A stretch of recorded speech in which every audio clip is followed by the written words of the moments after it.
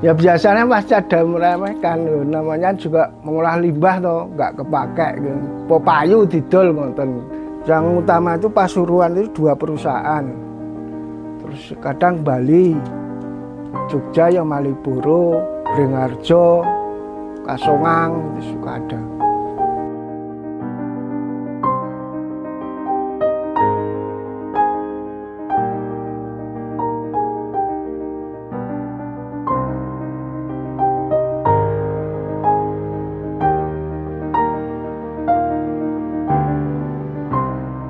Perkenalkan, saya Suyanto, pemilik kerajinan kelapa Yan Handicraft dari Wonorejo 1, Gading Sari, Bantul, Gading Sari, Sanden, Bantul.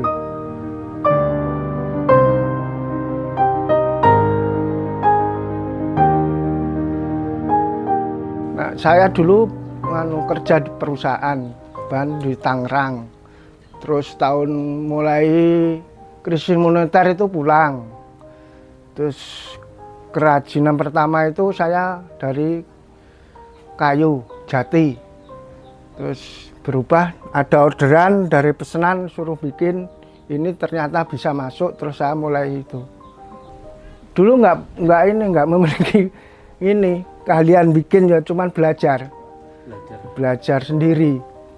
Lihat gambar-gambar atau lihat ini dari video, terus ya dari motivasi sendiri gitu, pengen bikin gitu. Ternyata masuk, ada yang banyak yang pesan. Pertama itu ini kerjasama showroom menawarkan ke showroom nitip sampel itu, ternyata dari pihak luar ada yang minat, terus pesan ke saya gitu dari pihak showroomnya. Ya biasanya pasti ada meremehkan, namanya juga mengolah limbah toh, nggak kepake gitu. Popayu didol ngoten. Terus udah tahu hasilnya ternyata laku, ya terus memberi respon baik gitu. Mandiri Pak, pinjam ya sedikit pinjam. Kalau orderan banyak kita nggak cukup modal, ya pinjam, nyoba secara nyeblak itu loh. Jadi mau kita butuh dana sekian, ternyata saya punya modal sekian kurang gitu. Kalau order itu kalau banyak kan cuma DP tapi biasanya. DP itu 30%. Kecil loh modalnya, cuma pisau. Modalnya? Pisau sama bahan baku ini kayaknya kan nggak beli, wong satu beli cuma 1.000 apa. Kalau dulu ya cuma nyari sendiri awal-awalnya. Kalau karyawan itu ya Pak, ya tergantung pesanannya. Kalau pesanan banyak ya kita manggil orang banyak, kalau sedikit ya sedikit gitu. Produk saya itu banyakan pesanan sekarang, tergantung pesanan. Yang utama itu Pasuruan itu 2 perusahaan. Terus kadang Bali, Jogja yang Maliboro, Bringharjo, Kasongang itu suka ada. Ekspor, mayoritas ekspor Pak. Yang nggak ekspor cuma di showroom itu, nggak ada yang pembeli. Showroom juga ekspor biasanya juga. Ya rumah, terus ya mencukupi kebutuhan keluarga aja. Ya nggak besar untungnya sih, nggak besar. Cuman kita daripada nggak ada pemasukan kan kita berinovasi, bisa membantu merekrut tenaga kerja. Ya pertama ya kita nyari dulu kelapa gabuk, kalau sini yang kosnya murah itu kelapa gabuk. Terus dikupas, diukir sesuai bentuk permintaan. Terus di finishing, terus dikirim lewat kargo biasanya. Paling lama 30 menit itu, kalau bentuk yang paling sulit itu 30 menit. Kalau bentuk-bentuk sederhana seperti ini paling ya 15-10 menit jadi. Jenis ini dijual 12.000. Ada berapa jenis yang diproduksi? Banyak Pak, nggak bisa banyak. Kalau di ini rata-rata bentuknya topeng ya? Iya. Ya. Kalau kotornya ya ini kayak 1.500 kali 12.000 itu kotornya. Bersihnya paling dasar keuntungannya sekitar 7-8.000 satu. Yang ini mimpi yang utama sebenarnya ini merekrut tenaga kerja. Untuk memberdayakan masyarakat. Ya. Mimpi utama, tapi ya belum kesampaian karena belum stabil orderannya.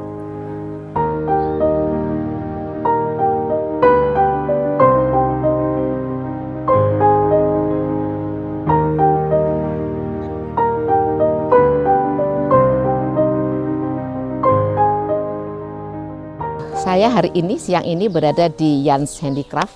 Itu salah satu perajin Bantul yang berada di selatan, tepatnya di Dusun Wonorejo, Kalurahan Gading Sari, Kapanewon Sanden. Di sini salah satu perajin Bantul yang cukup kreatif dari Pak Yanto ini, tepatnya sudah mengolah batok gepok yang sudah bekas gitu. Jadi sama saja kita mengolah limbah yang tidak terpakai. Tentunya bentuk kreativitas dari Pak Yanto ini sangat kita dukung karena ide-ide cemerlang inisiatif Pak Yanto untuk mengolah limbah yang tidak terpakai ini menjadi suatu kerajinan yang sangat kreatif yang punya nilai jual yang luar biasa. Mau nggak mau kita juga Pemkab Bantul terus mendukung siapapun yang berinisiasi, punya ide kreatif. Kemudian nanti kalau perlu kita dampingi dengan yang pakar dari, mungkin kita punya Bantul juga punya ISI yang punya tenaga-tenaga yang kreatif juga dari perguruan tinggi tersebut yang juga ikut mendampingi. Dan kami Pemkab Bantul tentunya dengan yang sudah diproduk oleh Pak Yanto ini sangat apresiasi dan akan terus membantu, mensupport, ikut membantu yang dibutuhkan Pak Yanto sendiri. Misalnya bagaimana nanti mengemas produk itu, bagaimana nanti mempromosikan. Karena saya dengar-dengar Pak Yanto ini ternyata luar biasa, sudah ekspor, tidak hanya di ekspor di negara kita, dalam negara kita sendiri, tapi juga ekspor ke luar negeri. Luar biasa, Singapura salah satunya. Dan hari ini saya sangat kaget, luar biasa kita lihat banyak produk yang sudah disiapkan untuk dibawa ke luar negeri. Kita akan juga mengawal itu, kalau ternyata dia sudah bisa berjualan dengan secara online, IT, kita minta dia juga menularkan ilmunya ke yang lain. Tapi kalau yang belum, kita juga akan melatih UMKM itu bagaimana berjualan melalui media sosial, medsos. Bisa dia lewat IG, bisa lewat lainnya, buat juga dengan entah itu TikTokan dan sebagainya. Jadi tentunya nanti akan kita ajari bagaimana membuat video yang bagus, bagaimana untuk mengemas itu suatu yang menarik. Tentunya kalau arahnya ke luar negeri juga tentunya dengan bahasa yang kita ajari juga, nanti kita latih supaya mudah dipahami oleh nanti pembeli yang di luar negeri itu. Banyak, bahkan dalam waktu dekat ini tanggal 14 November kami juga mengadakan latihan AI-nya. Yang daftar ada banyak, Mas. Jadi nampaknya geliat masyarakat Bantul untuk berkaitan dengan promosi kerajaan ini setelah pandemi Covid ini nampaknya terus berkembang. Kami lihat terus berkembang.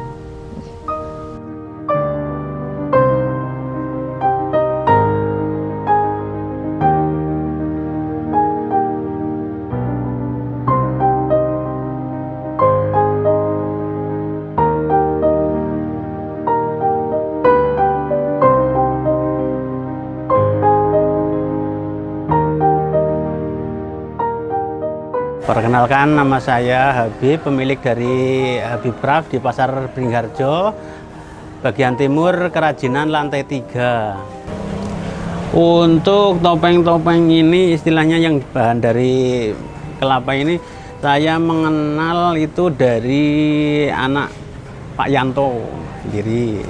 Itu ketemu di sini, suruh memasarin saya, terus akhirnya saya tawarkan ke pelanggan-pelanggan.